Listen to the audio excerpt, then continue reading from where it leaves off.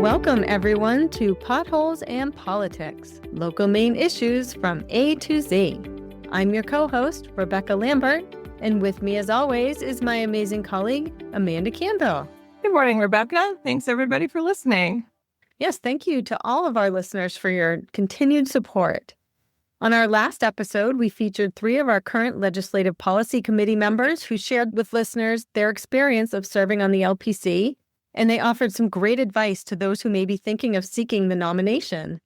Since our guests were all managers on that episode, we thought it might be useful to have a take 2 of sorts for this episode with LPC members who are elected officials and willing to share their perspective. If you haven't had a chance to listen to the previous episode, it's available now to listen on whichever platform you use for podcasts.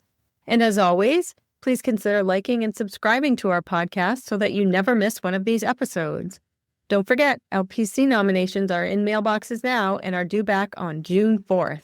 So today, sharing the elected official perspective, we welcome LPC members Elaine Aloes, Select Board Chair from Solon, and Roberta Boczkiewicz, a select person in Castine. And we'll just jump right in. Thank you both for joining us today to share your expertise about serving on the LPC.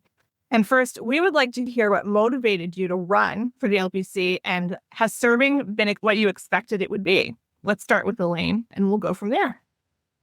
Mostly start getting involved and being concerned about some of the legislation that was being passed at the state level that wasn't friendly to a rural community.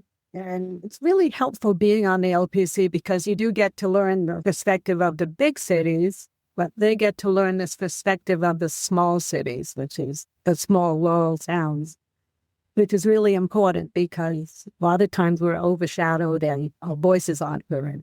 I would totally agree with Elaine that it's nice to hear the perspectives of the bigger towns. I was a complete newbie to all of this and just wanted to know how this all works. And so it's been hugely helpful for our entire select board to understand the processes that go on in the legislature and how it affects our small town of Castine. But I agree completely. It really helps. I think it helps the big cities to have the rural perspective and the small town perspective as well. That is true. It's different from big cities to small rural towns. We heard from our managers last week that the time it takes to prepare for an LPC meeting can be a lot. For you as elected officials, what is the workload like for you to prepare for an LPC meeting? Roberta, let's start with you this time. So I was really nervous for this first year, and I spent hours and hours reading every single proposal that was coming up, every piece of legislation, going through it, writing questions. But the amazing thing was that all of those questions seemed to be answered during the discussion, which was really exciting. But it really was a lot. However, it's worth it to me because then we're so much better informed about what's going on in the legislature. Well, I tend to read over the list of the bills that are coming before us and highlighting the ones that affect the rural towns more than, because some of the bills just don't pertain to a small rural area, even central Maine area, where a lot of them pertain to southern Maine. And so those I'll just skim over, but the other ones I'll read and figure out and ask questions of people who are outside, like firemen if there's a fire issue, the sheriff if there's a county issue. And so that way, those ones I know what I'm talking about when I go to the LPC. Some of the other bills I just passed over, so I figured the people who know about those bills will talk about them at the LPC and I can get my information to them. Because a lot of them don't pertain to rural Somerset County. Dwayne Young shared with us a mantra that rolls around in his head in terms of LPC work, and I found it very insightful, and I wanted to share it again with you all and with our listeners.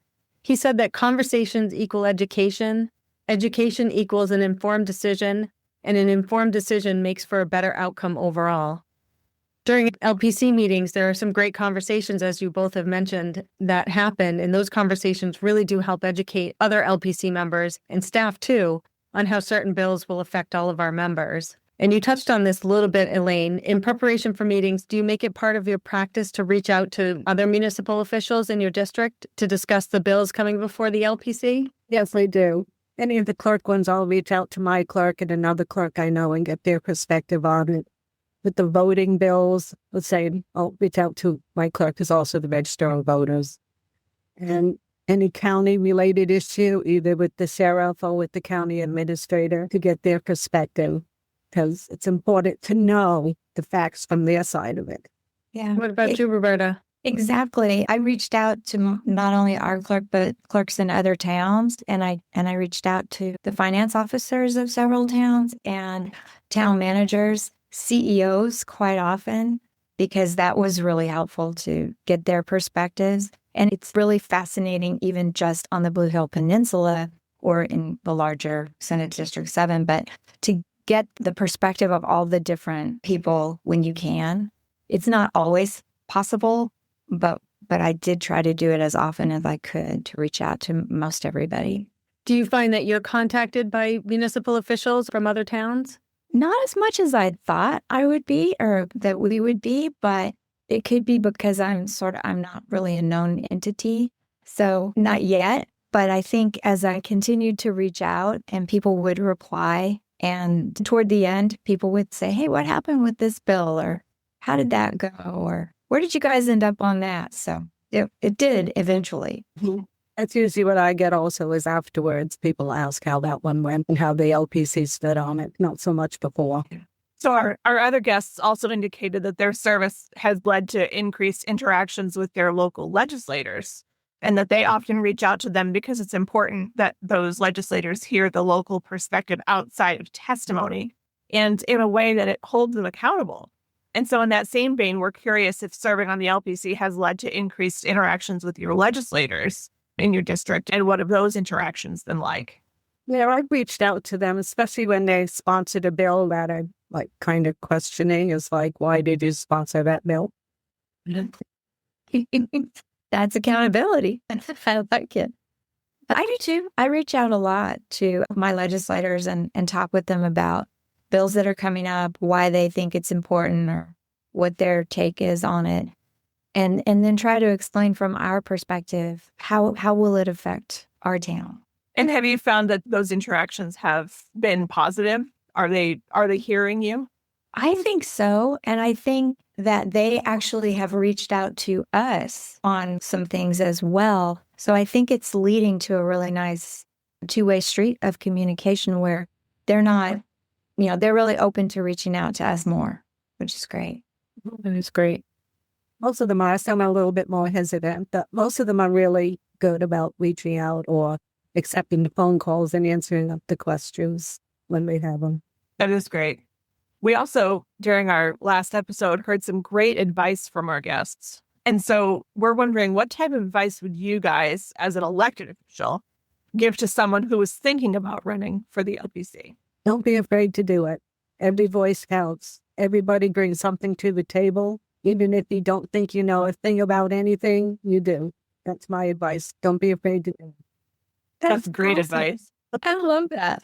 And also consider it a learning experience, because it is. You're going to learn so much, not only about the legislature and the way that it works, but about the people at MMA, the other people in the room that are helping to run their communities. And you learn the ins and outs of the different kinds of the communities. I thought it was incredibly educational. But I agree with Elaine. Don't be afraid to speak out. And yeah, that's it. That's some great advice. So I guess this will do it for this episode of Potholes in Politics. We'd like to thank our guests for sharing with our listeners their experience and their perspective about serving on the LPC. Don't forget to look for the Legislative Takeover edition of the magazine that will be published in the June issue. And this will include the new laws article, updated information on MMA's platform, and a housing update. As always, feel free to reach out to any of us on the team with any questions or comments. Yes, we are always happy to hear from our members about any topic, including what you might like to hear more about. Off session, we love to have members on as guests to discuss topics that are important to you, and we are always open to suggestions for content. And most of all, we hope you have found all of this information helpful. Thanks so much for listening. Don't forget the June 4th deadline for nominations back to Laura and our office for LPC nominations. We appreciate all of you, and thanks. Have a great week. Have a great week, everyone.